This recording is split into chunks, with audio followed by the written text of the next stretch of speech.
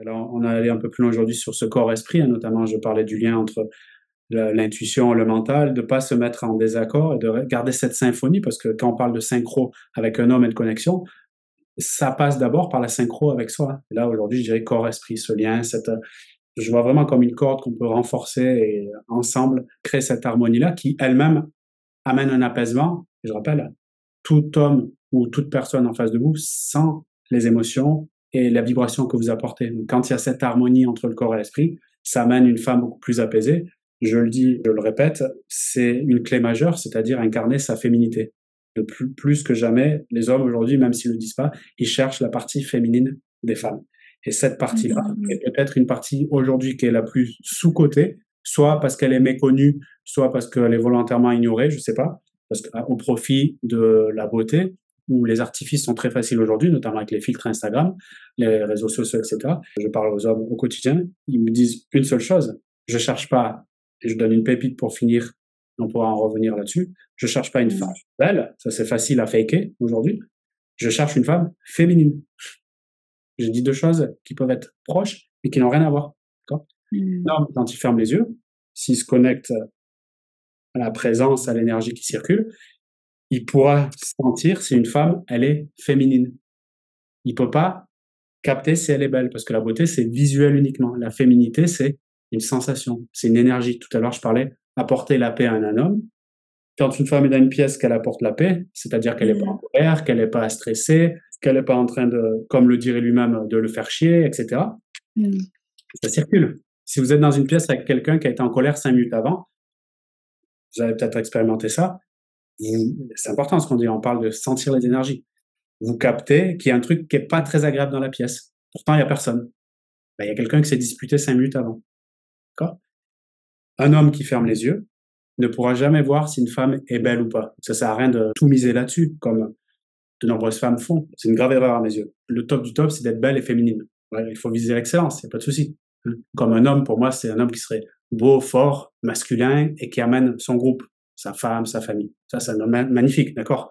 Pour une femme, c'est belle, géniale et féminine. S'il devait choisir une chose entre belle et féminine, il se prendrait tous féminine. À part ceux qui sont dans la recherche de prestige, de statut social et qui misent tout sur regardez, j'ai la voiture et la jolie fille. Mais au fond d'eux, ils ne seront pas drivés parce que dans le quotidien, une belle fille est insuffisante pour donner l'engagement d'un homme long terme et protéger la famille. Une femme féminine. Okay. Et la première voie de la féminité, c'est quand un homme il ferme les yeux, il sent une présence apaisante. J'ai lâché le mot, apaisante. Dans un monde où on recherche de la performance, où il y a une compétition qui est féroce entre les femmes, entre les hommes, pour le gain de pouvoir, de statut, etc., celle qui sait être en elle d'abord, parce qu'il faut d'abord l'être avec soi-même, c'est ce qu'on fait ensemble ici, celle qui est en harmonie avec elle, corps-esprit, donc apaisée, confiante, on peut dire aussi ce mot-là, on dit souvent avoir confiance en soi, moi je change le mot, je dis apaisée, je trouve ça plus puissante. Quand quelqu'un est en fin de vie, on lui dit repose en paix, on ne dit pas repose en confiance, je trouve que le mot paix est plus puissant. D'accord. Une femme qui est apaisée apaisera par sa présence, même s'il ferme les yeux, un homme. Et un homme qui sent une présence apaisée, surtout s'il a eu une mère un peu tendue et des femmes par le passé un peu hystériques, crois-moi, c'est plus de 80% des hommes. Plus bizarrement ils montent en valeur, plus ils ont eu des femmes hystériques, parce qu'elles devaient être dans l'idée de si je le perds, c'est dangereux, je vais l'appeler, je vais le harceler, d'accord. J'ai connu très peu de femmes qui faisaient ça avec le postier ou le mec qui était au PMU. Pourquoi? Bizarre. Ok. Plus il y a de l'enjeu, plus de nombreuses femmes, malheureusement, tombent dans l'hystérie parce que c'est l'aversion à la perte. J'ai tellement gros devant moi que si je perds, et là, ce que je viens de faire comme énergie, c'est pas de la paix, ça. Celle qui incarne la paix, elle n'aura pas de souci, à mes yeux. Dans ce monde très stressé, très oppressant, c'est le cheat code, comme disaient les Américains. C'est presque de la triche. Une femme apaisée aujourd'hui, pour avoir un homme de qualité dans la durée, c'est de la triche. Parce que c'est ce qui va faire la différence. Tout comme de l'autre côté, dans un monde où les hommes sont très faibles parce qu'on les affaiblit de différentes façons, hein. Tinder, Pornhub, etc.